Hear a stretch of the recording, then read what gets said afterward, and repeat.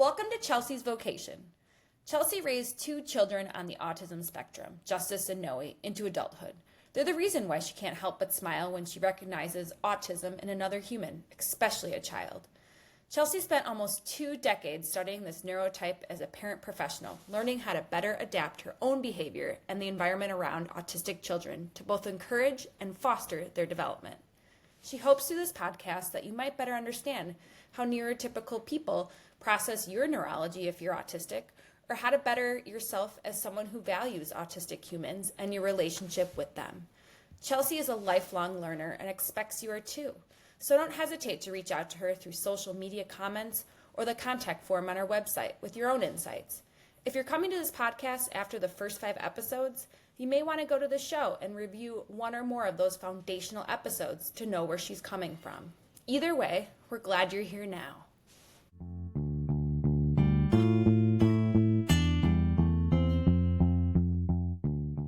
If you're the parent of a child with autism, you probably started making accommodations for their nervous system long before your child received a diagnosis. When my firstborn was a preverbal toddler, he and my husband were playing in his room one winter morning. Watching the video now is equal parts fascinating and heartbreaking because we understand so much more about his neurology. He starts biting at his shirt, which had a Velcro closure toward his neck. My husband asks, "Is that bothering you?" as Justice began biting the neckline. Then the video cuts out. When it restarts, my husband has removed Justice's shirt, and a visibly more comfortable Justice strokes his chest. And as he's doing that, he's engaging with the camera, and he verbalizes. It's just jargon that no one understands but him, but it sounds like gratitude.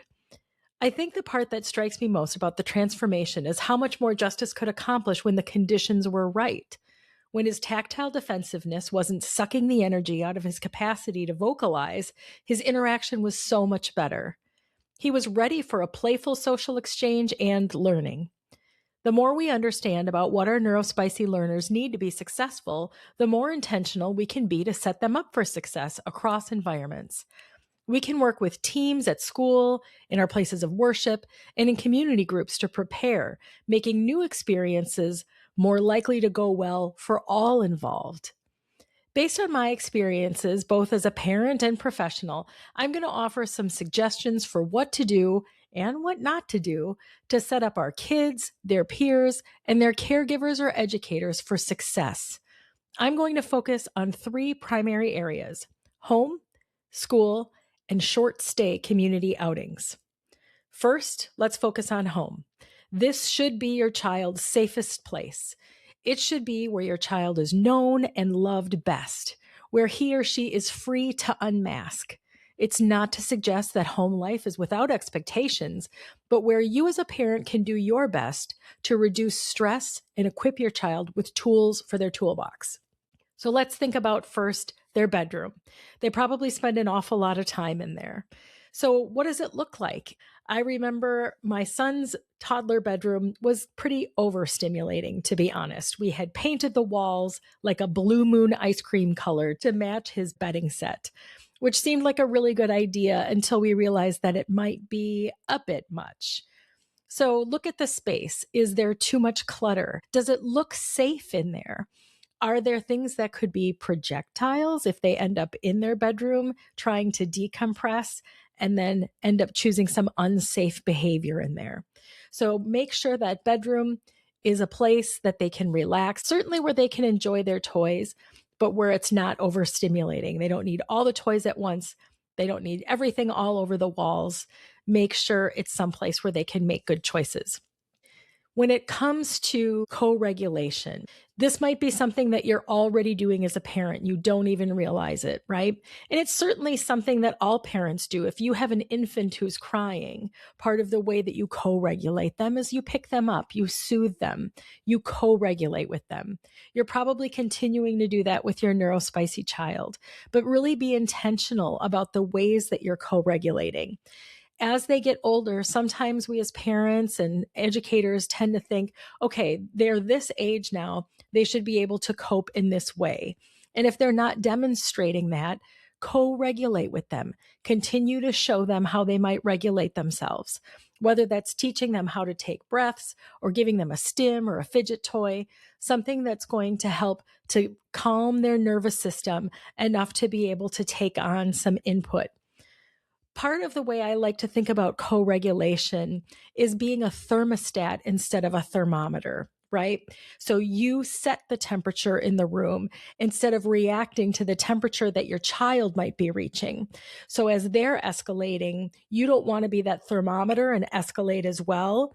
You want to help bring the temperature back down, just like a thermostat would. You adjust the environment so that they can do better. That's kind of what co-regulation looks like. There's this illustration of liquids being stressors and a glass being the amount of stressors that you have the capacity for managing. As each stressor continues to add liquid to the glass, eventually that stress level gets to the top of the glass. And when you add another stressor, there's overflow. Part of co-regulation is making sure you can help them pour some of that liquid out of their glass so they have more capacity for any kind of stress or new learning that's going to come along. Think about the clothes that you have your child in. I know dressing a toddler is about the most fun thing in the world, right? But the things that we think look great, and they might actually look amazing, might not work well for our kids' nervous systems. I touched on this before during the Holiday Hacks episode, and I'm just going to link an article again in the show notes about the sensitivities that autistics might have when it comes to clothing, whether they need their clothing a little tighter because they need to feel more grounded, or they need that clothing a little looser so that it doesn't feel like it's scratching their skin. Again, their central nervous system is going to respond differently than yours might. A certain fabric, a certain decoration on their shirt, a certain stitching even might be painful for them. And that doesn't make a lot of sense to those of us who don't have those tactile defensiveness mechanisms, but it is real for them. So believe them when they're responding that way. What about foods? What kind of foods do you have at home? Do you have safe foods? Is your child what they might describe as a picky eater? They have really a very small set of foods that they're willing to eat. When you're at home, you don't need to constantly be pushing a different kind of food. In fact, a lot of people with autism also have ARFID, anxiety-driven food intake disorder, and making sure that they can have their safe foods, that they get the nutrition they need without pushing certain foods on them that for whatever reason, whether it's a texture, a taste, maybe they even have an allergy that they can't really tell you about. So making sure that they've got the foods that are going to give them enough nutrition, but don't sweat it if they're not getting all of their food groups in the pyramid the way that they're supposed to. Certainly, we don't want to use food as punishment. We wouldn't want to withhold food as a punishment. We wouldn't want to force a child to eat everything on their plate. I know we're trying to teach some responsibility, but when it comes to the kind of stressors that we're willing to put in the glass for our kids, food really, I don't think, should be one of them. I know a lot of times we might use food as a primary reward. We might want to use food as a motivator. And just be careful with that, right? That can be something that you introduce as a motivator early on in order to get a certain kind of behavior or outcome, but make sure you can move to a secondary, a different kind of a reinforcer or motivator for that behavior. When you think about the interventions that you have for your child that you're working on at home, maybe you're already doing something like applied behavior analysis. You don't want to necessarily add a bunch of interventions on top of each other. Maybe you're starting on a psychoactive medication regimen. Make sure you're not pairing that with another intervention that you're starting right away. If you can start something and wait, say, maybe 3 to 6 weeks, depending on what the intervention is, take some data, see how that's working out before you add on another intervention. Otherwise, if you try to introduce too many things at home at the same time, or in any environment for that matter, maybe you're doing something at home and adding something new at school, you're not going to be sure what's causing distress or what's causing success. So make sure you try to keep those interventions separate until you have some data. When it comes time to come home from school or come back from grandma and grandpa's house, make sure that you give your child some time to decompress. Give them some of that recovery time. They're going to need to be able to fill their social battery, their sensory response battery, before you can expect some other kind of behavior out of them. They have maxed out probably their capacity for liquid in their cup by that point of the day. So go home, let them be in their safe space, let them decompress. Maybe they just need some quiet time. I used to call it cocooning with my youngest. Noe would come home from school and really need a good 2 hours to decompress their nervous system from everything that went on during the school day. When it comes time to coming home after school, some kids would end up having homework. Now, this might be fine for your kid. Maybe homework is a great way for them to spend some of that time after school. I know for my son Justice, he equated schoolwork with school, not with home. So there was no way he was going to do homework at home. And that was actually something we ended up writing into his IEP. Let's build in some time during the school day where if there are things he needs to get done, he can get them done at school instead of bringing them home. He just did not have the capacity to shift his brain into being at home and working on school. In his mind, schoolwork was for school time. Home was for whatever he wanted to do at home that helped him to get ready for the next day. Routines are really important. Having a routine in the morning, maybe before they're going to school, having a routine when they come home from school, even if that routine is just some of that flexible time for decompressing. If you can keep things on a schedule, that helps our kids with autism. The reason that that helps is that a lot of times people with autism feel kind of out of control in their own bodies, and they don't feel like they can control or predict things necessarily in their environment. So the more steady ground that you can give them, foundational things that they know they can count on, that will really help them to be able to deal with those things that can't be predicted.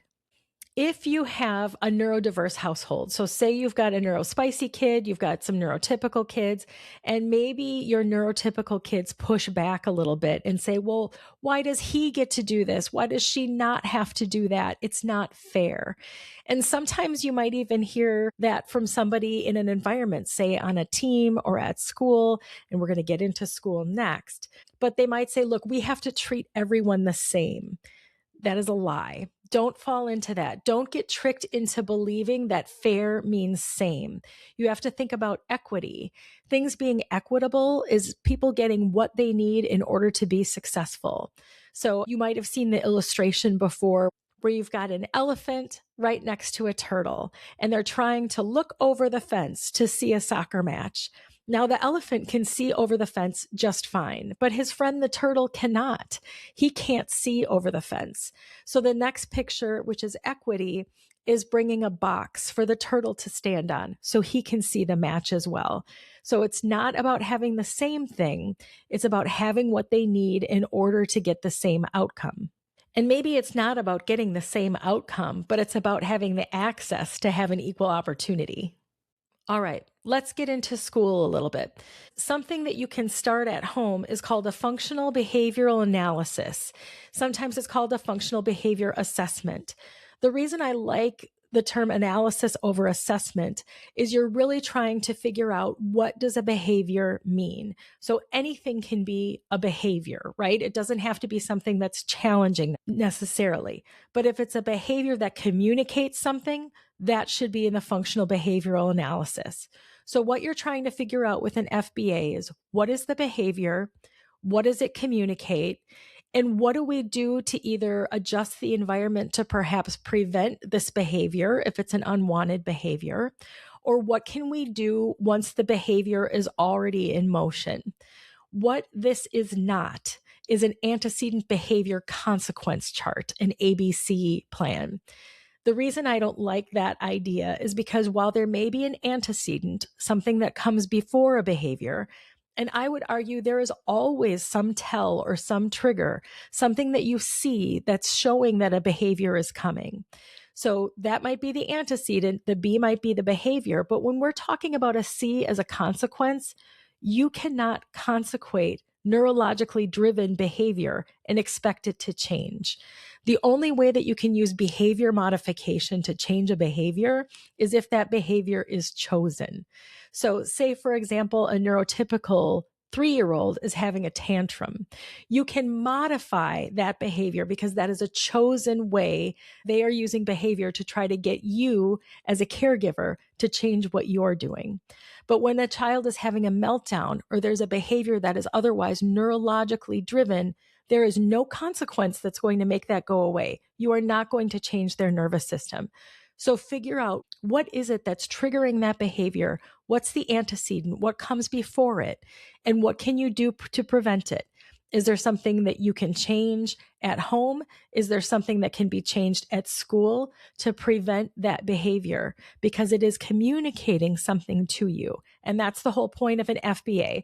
You should be able to take that FBA that you create, which is just a simple spreadsheet, really, 3 columns. Here's the behavior. Here's what it communicates. Here's what we do to prevent that from happening, or here's what we do once that behavior starts. And that's all it is. And you do it across pretty much everything that's part of their day. An educator might see behaviors that are a little bit different in a school environment. So they might take the FBA that you've developed yourself or that your perhaps ABA team developed at home and share that with the school and let them take that as a foundation, as a starting point for the kind of behaviors they see at school and continue to be able to work on that back and forth. And school might call it something different, like a behavior management plan or a behavior intervention plan, as long as we know that the behavior we're looking at is a form of communication. We're not looking at that as a way to punish or give consequences. Not that there shouldn't be consequences for chosen behavior, there should be, but there cannot be consequences for behavior that is not chosen. I think one of the things that helps most when it comes to school is training. So whether that's training for the classroom teacher, whether that's training for the paraprofessionals, and even I think training for the peers. If you're going to be taking your neurospicy kid and putting them in a classroom with kids who are mostly of the neuromajority, so they don't necessarily have a diagnosable neurological condition, they're going to look different. Your kiddo is going to look different from the rest of that class. And I really think kids do best when they know best, right? So if we can trust that children can be compassionate and empathetic given the proper information, then we want to make sure that we train up the students in that classroom as well. Don't share that information with your students' classmates if you haven't shared the information about the students' neurology themselves, right? They have a right to know what you know as well as they can know it when they have that capacity to know it. It's a progressive conversation. You can go back to episode 24, which had some bonus content in there. Katrina and I had a conversation about how to disclose that information about their neurology to your child. One of the things that can be really helpful as a parent is to arrange a meeting with your classroom teacher before the school year starts. I know this is a really crazy time of year for teachers, but if that teacher could find 15, 20 minutes for you as a parent with your child to come in and see that classroom, meet that teacher, have a quick little conversation. The first day of school is always really hectic and crazy. And if your neurospicy kid is like my son, that first interaction really sets up what they are expecting from the environment and from the people in it for the year. So that's a heavy load to carry. If you're coming in on the first day and it's chaotic and it's loud and there isn't a lot of structure, they're going to assume that that's what school is always going to be like and they don't want to come back. But if you go in when it's not open house, when it's not full of kids and parents and siblings running around, but it can just be hopefully you as a parent, your child, and that classroom teacher. That's a great way to establish some healthy rapport and connection and trust. If you have the IEP already in place, you can kind of boil it down to a 1-page snapshot. That might really help to kick off the conversation with that classroom teacher. What are the things they really need to know about your kid, perhaps on day one? And that boiled down 1-page IEP could also be really helpful for a para in case there's a substitute teacher. That can even be good for the next area that we're going to talk about, which is short stay community outings, to be able to boil down the most essential parts and give that to somebody else who doesn't have a whole lot of time or a whole lot of experience digesting and implementing IEPs. It could be a really great introduction that's going to set up everyone for success. Certainly, what you don't want to do is undermine the education team in any way. It's so important for you as a parent to know, for you as an educator to know, that you guys are all on the same team. Ultimately, you have the same goals for this child, right? You want them to be successful. You want them to learn. You want them to become the best version of themselves that they can be. You might have different ideas and practices on getting that done, but if you work together, you're going to go farther faster. Danny Jo said this in her advice that's in the bonus content episode. This is a marathon, not a sprint. And so you're going to be part of this district's DNA for a while. So hang in there. Make sure that you are being a squeaky wheel when you need to be, but also giving lots of grace and having lots of patience to understand that your child's IEP is not the only one in play, likely, in that classroom. You can expect to have good communication with the classroom teacher, but don't expect communication during the school day. They have a lot of other kids that they're managing. You're going to have to wait until after school or maybe before the next school day to have a need met or a question addressed. Here's another thing I would urge parents not to do. Let's say, for example, you are starting your child on a new psychoactive medication, or you've decided to stop a psychoactive medication or change a dose. Do not send that child to school without some communication with the school about what's going on. They have a right to know. I understand you might be trying to just see what happens, see if there's any impact or effect, but you are not setting up that teacher for success, and you're not setting up your student for success by not having a good communication about what's going on with the teacher. That way you can both take data if necessary. And if your student is going to have some sort of a reaction to a change in medication, it's something that the teacher should be warned about ahead of time. For this reason, I wouldn't even really advise doing a medication holiday over a break time. It's usually best for medications if you stay on that consistent schedule to reduce any possible onset or reigniting of side effects. Last but not least, I'm going to talk about community outings. Now, the reason I say short stay is I'm not talking about, like, say, a residential camp or an overnight at somebody else's house. I'm really talking about these short community outings that maybe you're present or you're not present. It just depends on who's the authority in the environment where you're bringing your child. I think it's always great to travel with snacks, right? Have some safe foods for your kid. Keep their blood sugar up so they're not crashing or hangry or tired. Sometimes the snacks that are provided at these things either conflict with our child's diet or they're not what they expect. Make sure that you have clear expectations and you've communicated those expectations to your child in the best way that they can understand them. So, for example, when it came to breaks, I always wanted to make sure that my son had about 3 hours of engagement a day. That's what helped his nervous system to stay the most regulated. So let's say it was going to be an opportunity at our local animal shelter.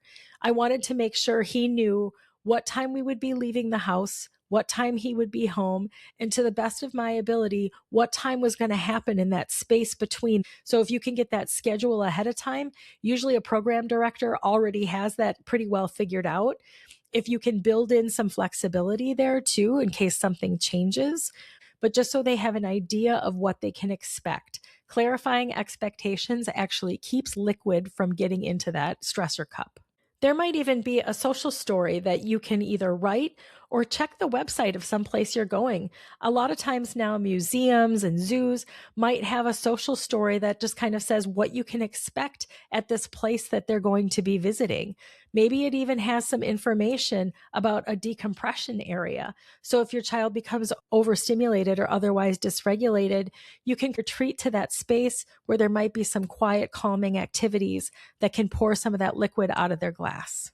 If it's not a social story, there might be some other visual supports. Sometimes even looking at pictures or videos on a website can be helpful to know what to expect from the environment they're going to be in. There are some other things that I already mentioned in the previous two sections, home and school, that follow in really nicely with these community outings.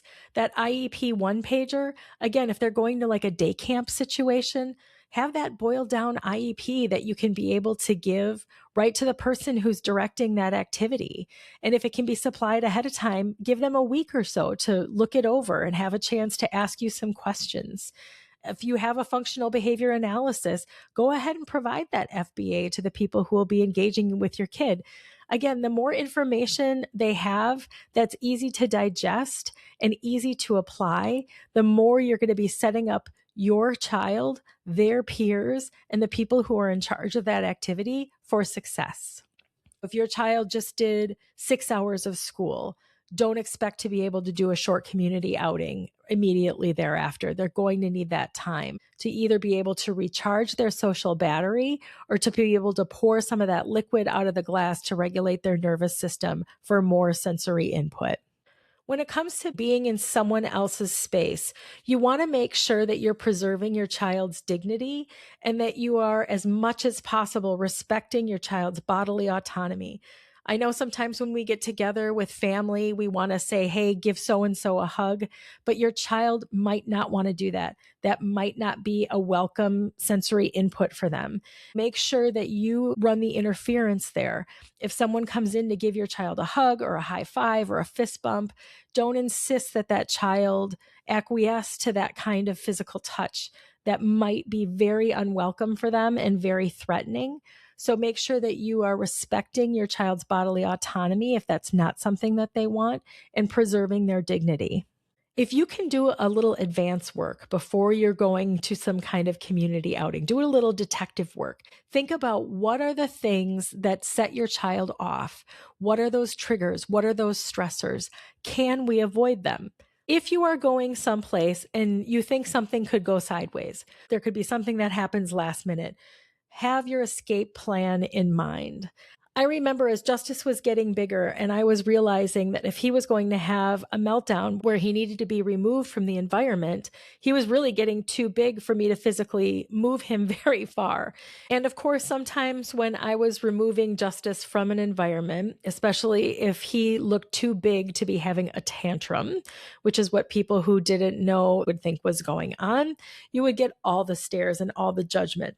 When Justice was young and having a meltdown and us trying to work through that, then you might get a really insensitive and rude comment like, give me a weekend with him, I'll straighten him out. And in my infinite well of extra, eventually I had little wallet-sized business cards made that explained autism on it. I might have put on these cards that the person who suggested that might get a little bit more information about autism before they offer their unsolicited advice. But you could go really nice with it and say, thank you so much for your patience. We're learning new skills. If you want to learn more about autism, check out this website. Now, I want you to understand that everything I said in here are just suggestions. Certainly, if it comes to a medical issue, always consult with a mental health professional or your child's doctor for medical advice. These are just some things that might help you get through that home, that school, and that community outing so that everyone is set up for success. I wish you and your child all the best as you try new things together, as you stay regulated, as you learn how best to be successful. And if you have some other tips for families, what's worked for you, please reach out, drop a comment, send me something in my inbox. I'd be more than happy to share those things. We all learn better when we learn together. Thanks so much for being here today. I appreciate you. Thanks for joining us for this episode of Chelsea's Vocation. We hope it was valuable to you. If it was, we'd appreciate you sharing it with someone, reviewing it, and/or rating it. Subscribe to the podcast to be notified when new episodes are published. We wish you the best as you learn, maybe unlearn, and do better for yourself and those around you. Chelsea encourages you to be gentle with yourself, be gracious with others, and be protective of your own and others' dignity. Until next time, take care.